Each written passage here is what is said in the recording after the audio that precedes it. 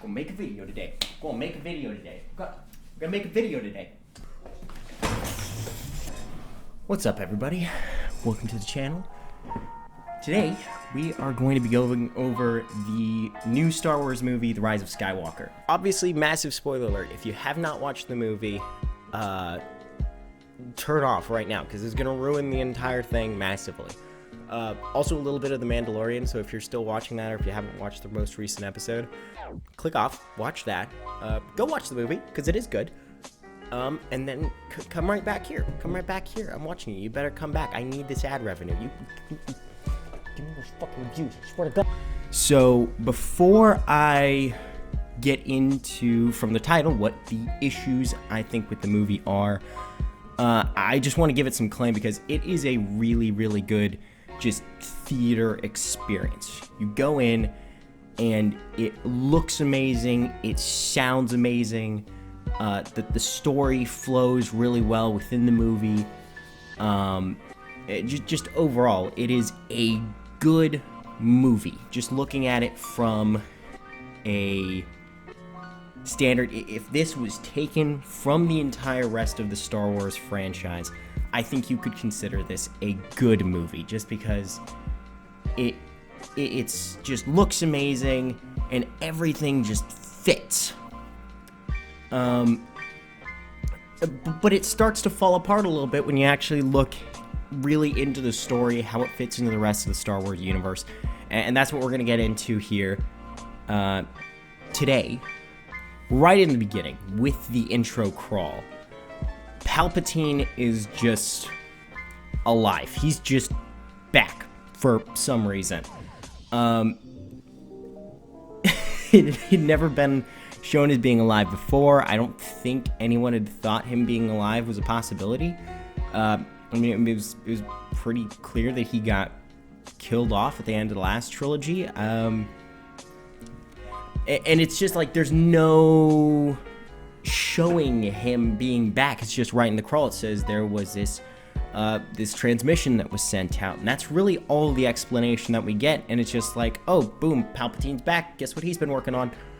And it's really kind of jarring. Just because it's kind of a course correction for the movie and the franchise.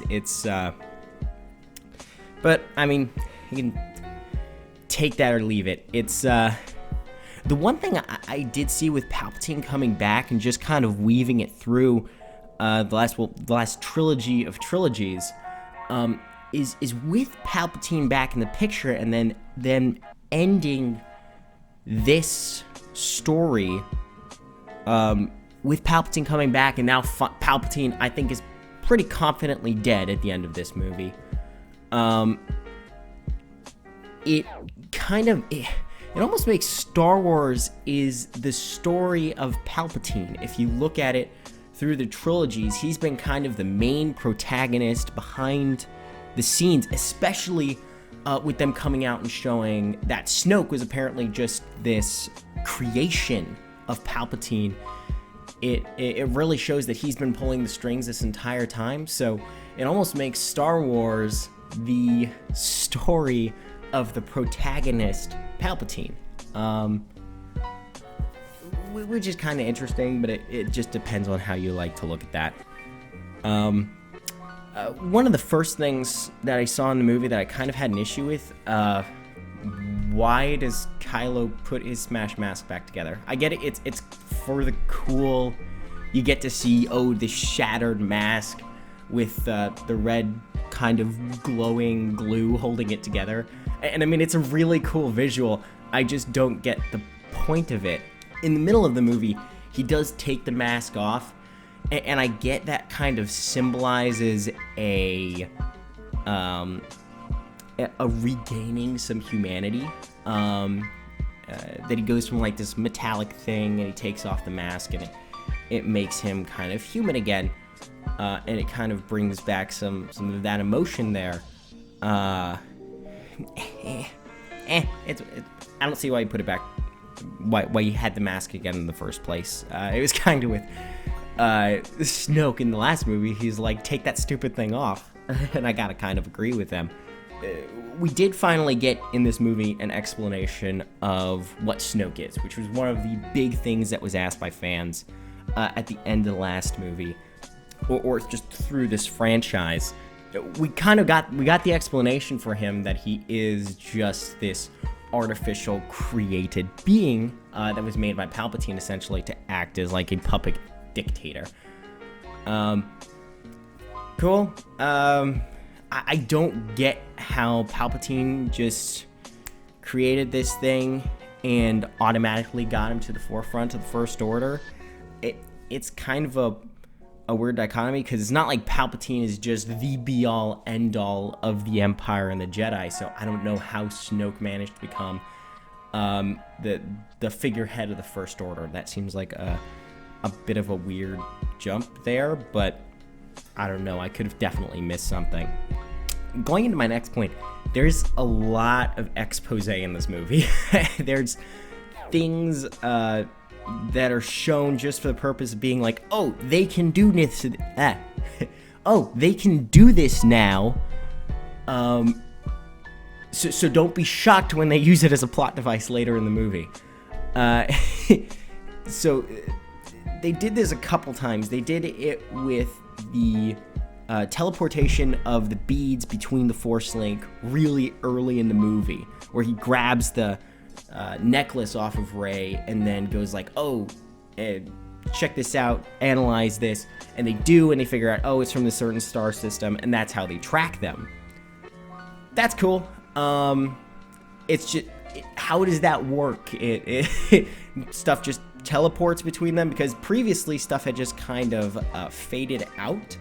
So actually moving the physical object, that's kind of weird. But obviously you needed that later so they could teleport the lightsaber behind the back during the fight with the Knights of Ren scene, which was really cool. It's just, how the hell does that work? Something that kind of comes up frequently in these movies is just like, when you're looking for more explanation on something, it's just, oh, it's the Force, and this Force is just this be-all, end-all, and everything can be explained with the Force. It's just, oh, how do you do that? It's the Force. The other thing, and this is a spoiler for Mandalorian if you haven't seen the latest episode, which you should definitely see the last episode of Mandalorian before going to see the movie, just because it gives this a little bit more of a baseline. But in the Mandalorian, they expose that Baby Yoda could do this healing thing, and then really early in the movie, they had this entire like sand snake thing where they which essentially that entire scene was just an expose. Oh, see, Rey can do this healing thing too. And it's a little weird, because a lot of these things, oh, the Force may have this power. Who trained Rey to do any of this? Because, sure, she's the granddaughter of Palpatine, insanely powerful. But you don't just get these powers out of nowhere, which seems to be what's happening. It's like, oh, the Force has this power, but somebody still needs to teach you how to do this stuff. Which, I don't know, it's kind of a give or take, but obviously she needs that healing power, so later when she stabs Kylo, she can just, she can heal him, which really brings me into the next point. They don't like killing characters. They like showing killing characters, but they don't like characters actually dying, and that's something they do 4 times in the movie.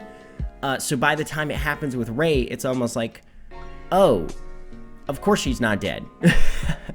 And just to kind of slide in, I think that's one of the things people were afraid of with Disney taking over the Star Wars franchise, because that's a big thing with Disney movies, is, oh, the hero dies, or one of their best friend dies, and oh, they find some way that he's magically alive. Which, it's a very, very popular plot device. It's just something that they do 4 times in this movie. So, the first big one was with Chewie. They were fighting over the ship, and it makes sense that Chewie was on that ship because she was trying to pull it down, obviously, to bring it back. That all made sense. But then she uses the Force lightning and she zaps the ship. But then magically later in the movie, he's just alive. Cool. There were 2 ships. He got on the other one. He already left. I guess that kind of makes sense. That's take 1 when you're going through the movie and you're watching it. It's like, oh, this character is dead, but they're really not. It's just that first time that happens. So it delays your sense of belief, like, oh, okay, characters are really in danger. The next time is with Poe Dameron's side piece from a previous life. This is Zori Bliss, where she definitely should have still been on that planet when it got nuked from orbit. But then they have a really nice scene where she comes in at the end, when she comes in with the rest of the ships to take out the Final Order fleet. And that's really cool. That's a really cool scene. It's just, again, it just ticks off. Okay, that's the second time we've been explicitly shown, oh, characters should be dead. Oh, guess what? They're not dead. So it's just a little breakdown of disbelief, or a little breakdown of the belief that characters can actually die in this movie. The next time is when Kylo just gets stabbed right in the stomach. And he's just... I mean, he should clearly be dead. I mean, that's... it's kind of funny. That's almost exactly where he stabbed. He's dead. And then he died and they chucked him off. And so that should be dead. But no, because Rey has this healing ability. Oop, he's fine. We're just gonna leave. and it's just... at that point in the movie, it was almost like... well, clearly he's not gonna die. There was no suspense there. He clearly was not going to leave, and that's just what this thing does. It keeps breaking down the suspense, and it just kind of becomes this almost mindless, well, they're the hero, they're gonna survive, of course they will. It's not like Game of Thrones for the first couple seasons, where if a character dies, they're dead. It really breaks immersion, because almost all risk is taken away. When you don't have to worry about someone dying. It's like, sure, jump off that cliff. I'm sure something will catch you on the way down. It breaks that disbelief. Then we're gonna get into the Palpatine fight. Really cool visually, but definitely a couple things. I don't know, just with how powerful Palpatine is. There are definitely a couple things that he could have done that he just didn't, for no reason. So right off the bat, Palpatine shows that clearly he takes Rey and Kylo, and he takes them back and he holds them in place so they can't move, which is cool. It's a cool scene. He shoots off both their lightsabers. Clearly they are not able to move. They are not in control of themselves at all. After that, he sucks all their life force out of them. So suddenly he becomes like younger again, and he's got this insane force power. Rey makes this link that she has like the power. She is all of the Jedi. So she's able to get back up. He doesn't even attempt to like hold her or stop her from doing anything or grabbing anything. He just lets her do whatever he wants, and just kind of shoots this lightning thing, which is, I mean, it makes for a visually fantastic scene, but it seems like Palpatine could have just been like, oh, bum, and just kind of held her down there, and like, or held her down, got the lightsaber out of her hand, because he showed he can take the lightsaber out of her hand. Just hold her, take the lightsaber out of her hand, then zap her. Or even once he's already zapping her and it says, oh, the lightsaber's the problem. Hold her, throw the lightsaber, and then attack her again. But no, he just keeps shooting his little lightning. And then she pulls out the second one and she starts shooting it back, which is, he's controlling the lightning. Why is that hurting him? There's no reason that lightning should hurt Palpatine. I mean, I don't know. I'll kind of suspend disbelief for that. But it's not like it even like chars him or burns him. It like blows him away, which CG on that was fantastic. I mean, I cannot stress enough, the artists on this movie were not paid enough. It's fantastic, and it looked amazing. But it was that weird thing. Why does he die? That attack makes no sense. At the end of the movie, obviously, it's called The Rise of Skywalker. Rey is going to choose the last name Skywalker. That was never going to be a thing. So, at the end, when they're like, Rey who? And she like holds on for a second. But then she chooses the name Skywalker, which we all knew she was going to do. But it doesn't really make sense. I mean, she really didn't ever have much of a connection with Luke. He trained her for a little bit. He was always kind of a dick. I could kind of see that connection with Leia. It just seems that there could have definitely... I thought it would have been cooler if she had, like, chosen her own name and, like, had her own legacy. But no, she decides to, like, hold on to this legacy of the old films. And it's like... the Skywalker line has gone on. And something I've heard a lot of people talk about was... with these new films, it kind of gave them a chance to reset.